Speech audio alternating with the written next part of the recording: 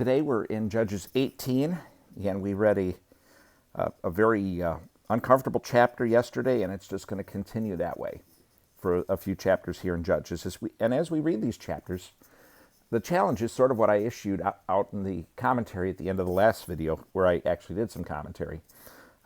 As we look at this, let's not just look at it and say, oh, these people are awful and what they did was terrible.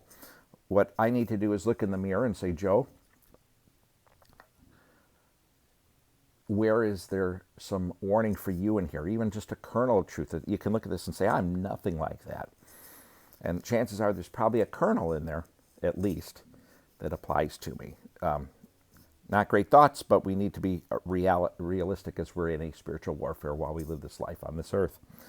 So Judges chapter 18, in those days there was no king in Israel, and the Danite tribe was looking for territory to occupy. Up to that time, no territory had been captured by them among the tribes of Israel. So the Danites sent out 5 brave men from all their clan, from Zorah and Eshtaol, to scout out the land and explore it. They told them, go and explore the land.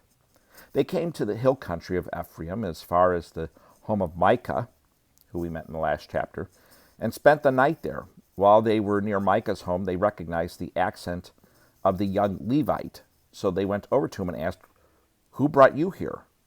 What are you doing in this place? What is keeping you here? He told them, this is what Micah has done for me. He has hired me, and I became his priest. Then they said to him, please inquire of God for us to determine if we will have a successful journey.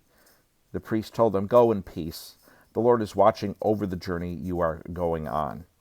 The 5 men left and came to Laish. They saw that the people who were there were living securely in the same way as the Sidonians, quiet and unsuspecting. There was nothing lacking in the land and no oppressive ruler. They were far from the Sidonians, having no alliance with anyone.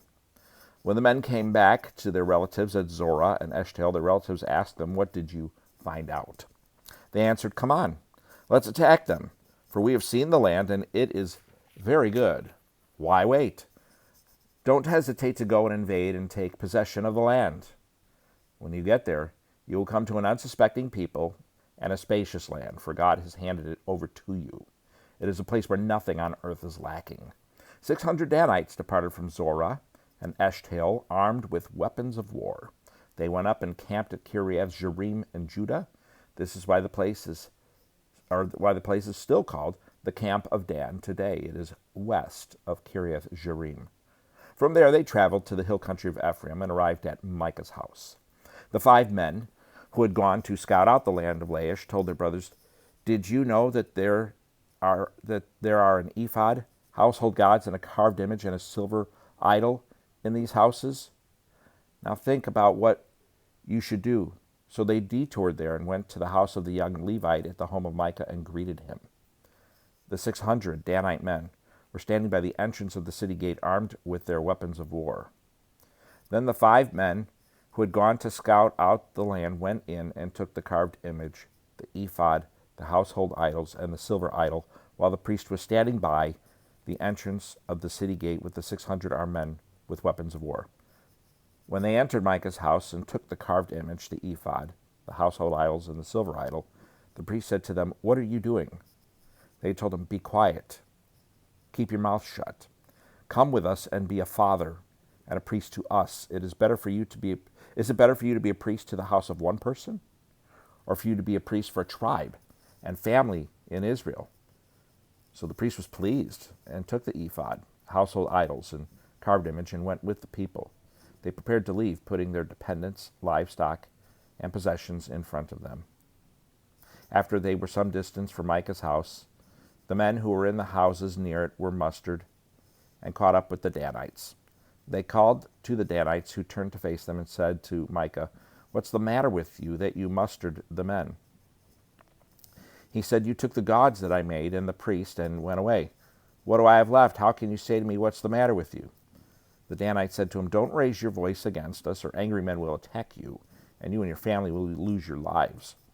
The Danites went on their way, and Micah turned to go back home, because he saw that they were stronger than he was. After they had taken the gods Micah had made, and the priest that belonged to him, they went to Laish, to a quiet and unsuspecting people. They killed them with their swords and burned the city. There was no one to rescue them because it was far from Sidon, and they had no alliance with anyone. It was in a valley that belonged to Beth Rehob. They rebuilt the city and lived in it. They named the city Dan, after the name of their ancestor Dan, who was born to Israel. The city was formerly named Laish. The Danites set up the carved image for themselves.